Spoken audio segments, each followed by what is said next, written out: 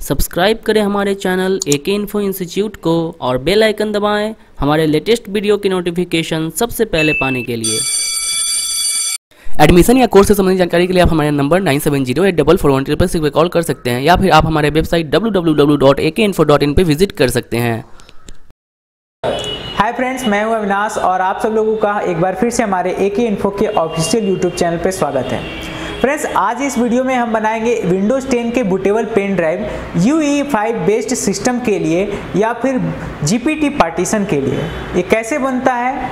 हमें इसके लिए चाहिए एक पेन ड्राइव। पेन ड्राइव आप इमेज फाइल के स्टोरेज के अनुसार ले सकते हैं।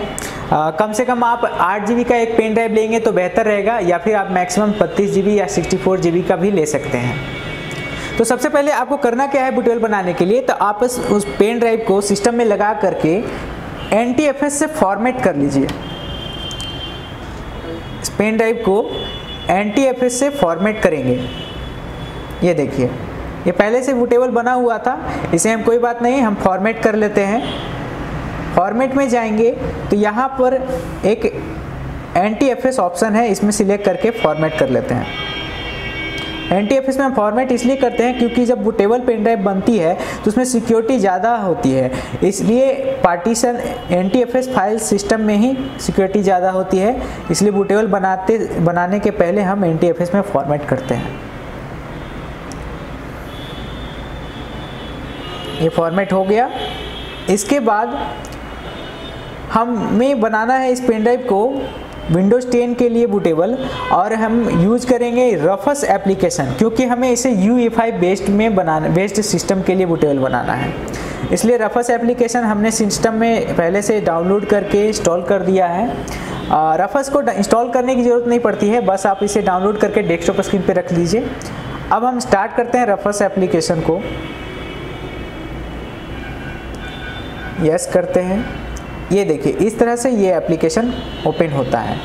यहाँ पर सिलेक्ट का ऑप्शन है, यहाँ पर ऊपर में देखें तो डिवाइस का ऑप्शन है। अगर आपके सिस्टम में 2-3 पेन ड्राइव लगाए हुए हैं तो आप उसे सिलेक्ट कर लें जिस पेन ड्राइव में आपको बूटेबल बनाना है। तो एक ही हमने सिस्टम में अभी कनेक्ट करके रखा है, इसलिए नॉर्मली डिफ़ॉल्ट पेन ड्राइव आपका यहाँ पर सिलेक्टेड है। उसके बाद सिलेक्ट में जाएंगे तो यहाँ पर ऑप्शन आता है सिलेक्ट एन इमेज फाइल। तो हम एक विंडोज़ 10 के इमेज फाइल को यहाँ से सिलेक्ट कर लेते हैं।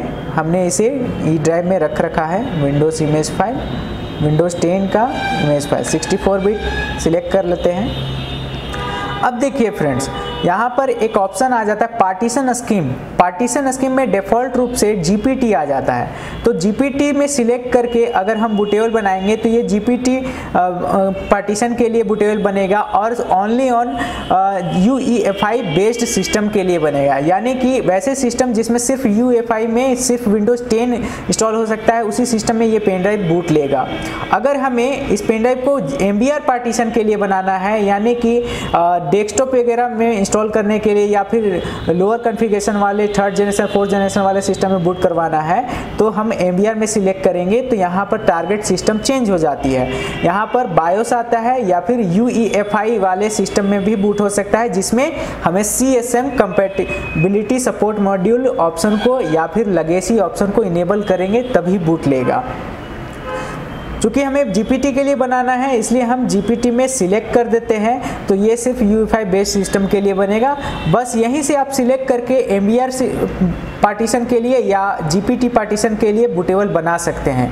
बस इसके अलावा और आपको कुछ नहीं करना है, बस पार्टीशन स्कीम सिलेक्ट करके स्टार्ट बटन पर क्लिक कर दीजिए, ओके कीजिए, ये आपका बूटेबल बनना शुरू हो जाएगा।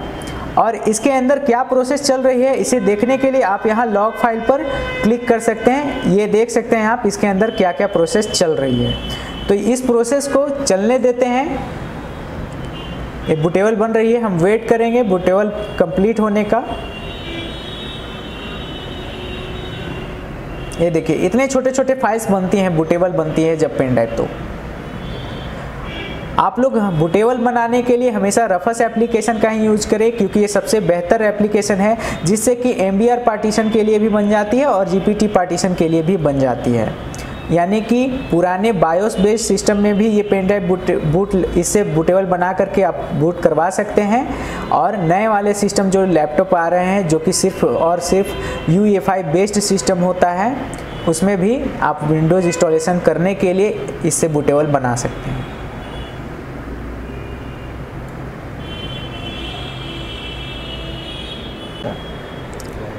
आप देख सकते हैं बूटेबल कंप्लीट होने वाली है, थोड़ी देर में कंप्लीट हो जाएगी ये। इसके बाद हम इस पेन ड्राइव से चेक करेंगे सिस्टम को बूट करवा कर ये सही से बूटेबल बना या नहीं बना। और इसके बायो सेटअप में जाएंगे, वहाँ पर देखेंगे UEFI बेस्ड के लिए सिस्टम के लिए किस तरह से हमें सिलेक्ट करके बूट करवानी पड़ती है, बूट सेटिंग हम कैसे करते हैं, ये हम आपको करके दिखाएंगे।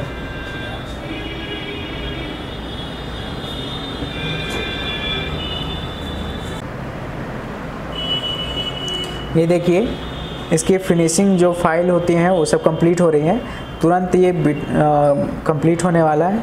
ये देखिए कंप्लीट हो गया। अब इसे आप क्लोज कर दीजिए।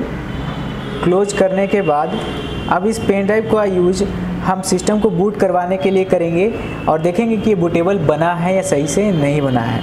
तो इसके लिए हम सिस्टम को सबसे पहले रीस्टार्ट करते हैं और बायोस सेटअप में जा कर के इसके बायोस में चेक करते हैं कि ये इसका बायोस है या फिर UEFI बेस्ड बायोस है।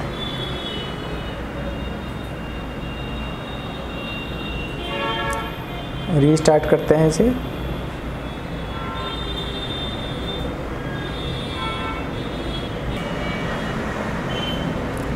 ये देखिए इसकी बायोस मेनू ओपन हो गई है। अब हम यहाँ पर एडवांस में जाते हैं और बूट ऑप्शन में आएंगे। ये बूट ऑप्शन है, इसमें हम एंटर करते हैं। इसे नीचे करके आते हैं तो यहाँ पर हमें बूट मोड में ऑप्शन मिलती हैं। इसे ध्यान से देखें, ये बूट मोड है, इसे सेट किया गया है UEFI हाइब्रिड विथ CSM। इसका मतलब है कि जब ये ऑप्शन यहाँ पर सेट होगा तो ये लैपटॉप MBR पार्टीशन के लिए बने हुए पेन ड्राइव से भी बूट ले सकता है और UEFI बेस्ड, यानी कि जिस तरह से हमने इस पेन ड्राइव को GPT के लिए बूटेबल बनाया, इस पेन ड्राइव से भी बूट हो सकता है। लेकिन अगर हम लेगेसी में सेट करेंगे तो सिर्फ लेगेसी बेस्ड यानी कि 32 बिट वाले ऑपरेटिंग सिस्टम या फिर विंडोज़ 7 वगैरह सिस्टम MBR पार्टीशन के लिए बूट हो सकते हैं पेन ड्राइव। लेकिन अगर हम यहाँ पर UEFI नेटिव विदाउट CSM पे सेट कर देते हैं तो सिर्फ वही पेन ड्राइव बूट लेंगे जो कि सिर्फ और सिर्फ GPT पार्टीशन के लिए बूटेबल बने हुए हैं। MBR पार्टीशन से बने हुए बूटेबल पेन ड्राइव शो नहीं करेंगे वहाँ पर। तो UEFI में सेट किया गया है, इसलिए ये पेन ड्राइव से बूट होगा। इसमें आप इस पेन ड्राइव से, चूँकि ये GPT के लिए बना है, तो इससे बूट कराने के लिए आप UEFI विथ CSM या फिर विदाउट CSM में सेट कर सकते हैं। चूँकि यह विथ CSM के साथ है फिर भी ये बूट ले लेगा, इसलिए हम इसे सेव कर देते हैं। सेव करके एग्जिट होते हैं और जब ये सिस्टम रीस्टार्ट होगा तो पेन ड्राइव से बूट करवाने के लिए हम F9 बटन प्रेस करेंगे। चूँकि यह HP का लैपटॉप है इसलिए।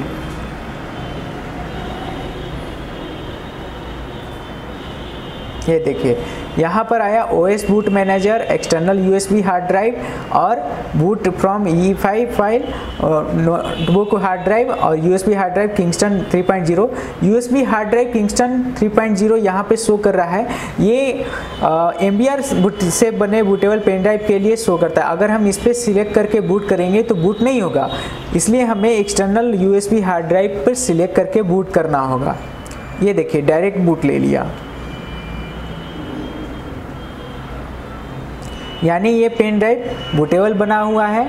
अब इस पेन ड्राइव से विंडोज़ इंस्टॉल करेंगे और पार्टीशन क्रिएट करेंगे जब, तो इसका पार्टीशन GPT पार्टीशन में क्रिएट होगा।